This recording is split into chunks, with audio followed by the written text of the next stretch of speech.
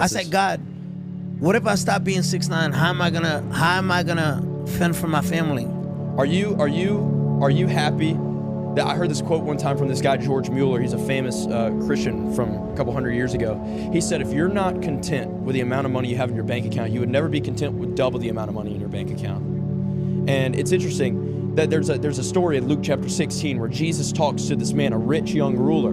And he goes, hey Jesus, what do I need to do to enter the kingdom of heaven? Kind of cocky. And Jesus says, well, love the Lord your God with your whole heart, soul, mind, and strength, and love your neighbor as yourself. And he's like, well, I already do that. And Jesus says, okay, well, sell everything you have and follow me. And it says that the rich man got sad. And this is where we hear the analogy for it's easier for a rich man, easier for a camel to go through the eye of a needle than it is for a rich man to enter the kingdom of heaven. And the man got sad. Now, it doesn't say it's impossible, okay? And you saw the man got sad. And he says, what seems impossible for man is possible with God.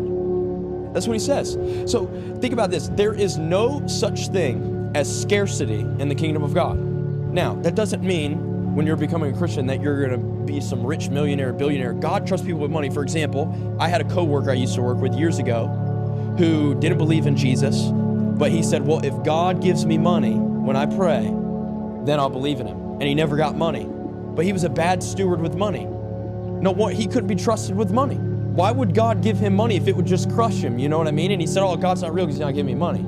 Whereas I know people who are very wealthy people who steward it well and give back and they love Jesus. The point I'm making is if we really do follow Jesus, he himself says, if God feeds the birds of the air and gives beauty to the lilies of the field and they're not even made in his image, how much more will God take care of you because you're valuable and made in his image? And I think every day, whether you're 80 years old, 20 years old, 29, whatever you may be, I think the hardest lesson is to trust God. I think, this Jesus thing, it's beautiful because it's more than just a feeling, it's like that Jesus is closer than our skin. That's crazy to me.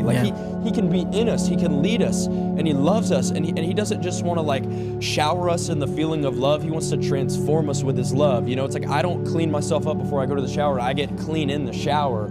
I got to bring my junk and be honest with him. And because of that, his radical love for me, think about that.